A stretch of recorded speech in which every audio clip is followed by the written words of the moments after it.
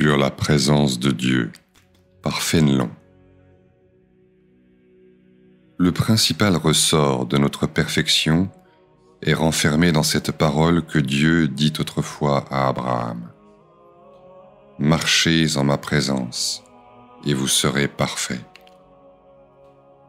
La présence de Dieu calme l'esprit, donne un sommeil tranquille et du repos, même pendant le jour, au milieu de tous les travaux.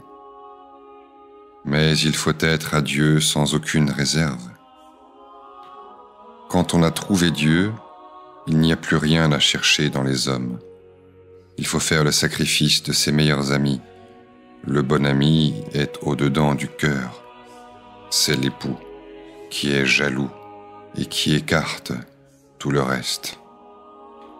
Il ne faut pas beaucoup de temps pour aimer Dieu, pour se renouveler en sa présence, pour élever son cœur vers lui, pour l'adorer au fond de son cœur, lui offrir ce que l'on fait et ce que l'on souffre.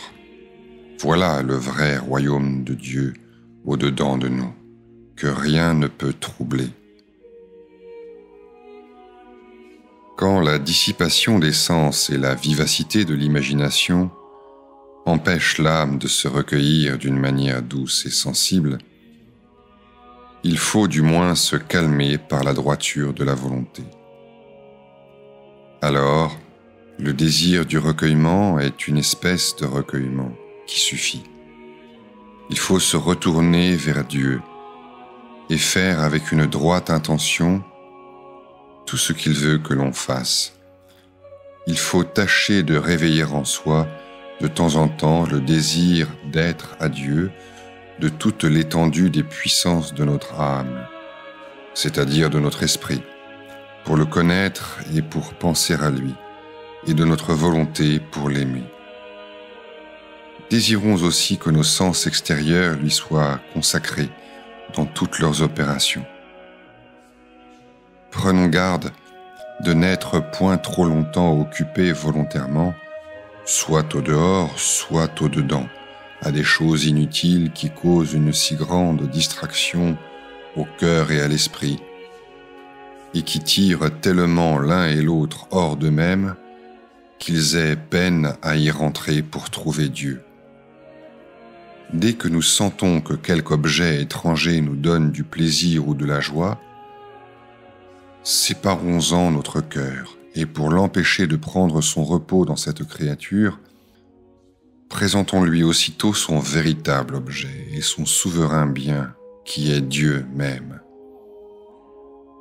Pour peu que nous soyons fidèles à rompre intérieurement avec les créatures, c'est-à-dire à empêcher qu'elles n'entrent jusque dans le fond de l'âme, que notre Seigneur s'est réservé pour y habiter, pour y être respecté, adoré et aimé, nous goûterons bientôt la joie pure que Dieu ne manquera pas de donner à une âme libre et dégagée de toute affection humaine.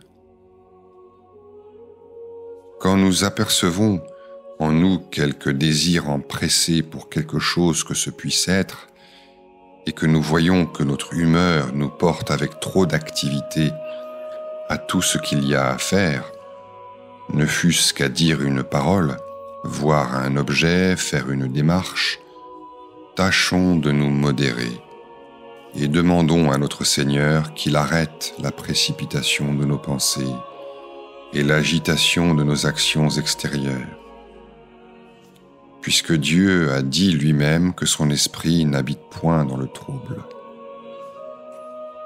Ayons soin de ne prendre pas trop de part à tout ce qui se dit et se fait, et de ne nous en pas trop remplir, car c'est une grande source de distraction.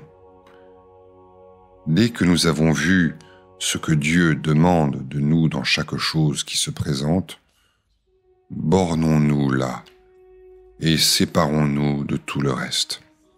Par là, nous conserverons toujours le fond de notre âme libre et égale, et nous retrancherons bien des choses inutiles qui embarrassent notre cœur, et qui l'empêche de se tourner aisément vers Dieu. Un excellent moyen de se conserver dans la solitude antérieure et dans la liberté de l'esprit, c'est, à la fin de chaque action, de terminer là toutes les réflexions qui en proviennent, les retours de l'amour-propre, tantôt de vaine joie, tantôt de tristesse, parce qu'ils sont un de nos plus grands maux. Heureux à qui il ne demeure rien dans l'esprit que le nécessaire, et qui ne pense à chaque chose que quand il est temps d'y penser, de sorte que c'est plutôt Dieu qui en réveille les espèces par l'impression et par la vue de sa volonté qu'il faut accomplir, que non pas l'esprit lui-même qui se met en peine de les prévenir et de les chercher. Enfin, accoutumons-nous à nous rappeler à nous-mêmes, durant la journée et dans le cours de nos emplois, par une simple vue de Dieu. Tranquillisons par là tous les mouvements de notre cœur, dès que nous le voyons agité. Séparons-nous de tout plaisir qui ne vient point de Dieu. Retranchons les pensées et les rêveries inutiles. Ne disons point de paroles vaines. Cherchons Dieu au-dedans de nous, et nous le trouverons infailliblement, et avec lui, la joie et la paix. Dans nos occupations extérieures, soyons encore plus occupés de Dieu que de tout le reste. Pour les bien faire, il les faut faire en sa présence, et les faire toutes pour lui. À l'aspect de la majesté de Dieu, notre intérieur doit se calmer et demeurer tranquille. Une parole du Sauveur calma autrefois tout d'un coup une mer furieusement agitée. Un regard de lui vers nous et de nous vers lui devrait faire encore tous les jours la même chose. Il faut élever souvent son cœur vers Dieu. Il le purifiera, il l'éclairera, il le dirigera. C'était la pratique journalière du saint prophète David. J'avais toujours, dit-il, le Seigneur devant mes yeux. Disons encore souvent ces belles paroles du même prophète. Qui est-ce que je dois chercher dans le ciel et sur la terre, sinon vous, ô mon Dieu? Vous êtes le Dieu de mon cœur et mon unique partage pour jamais. Il ne faut point attendre des heures libres où l'on puisse fermer sa porte. Le moment qui fait regretter le recueillement peut le faire pratiquer aussitôt. Il faut tourner son cœur vers Dieu d'une manière simple, familière et pleine de confiance. Tous les moments les plus entrecoupés sont bons en tout temps, même en mangeant, en écoutant parler les autres.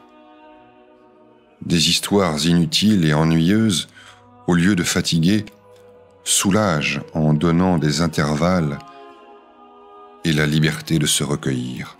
Ainsi, tout tourne à bien pour ceux qui aiment Dieu.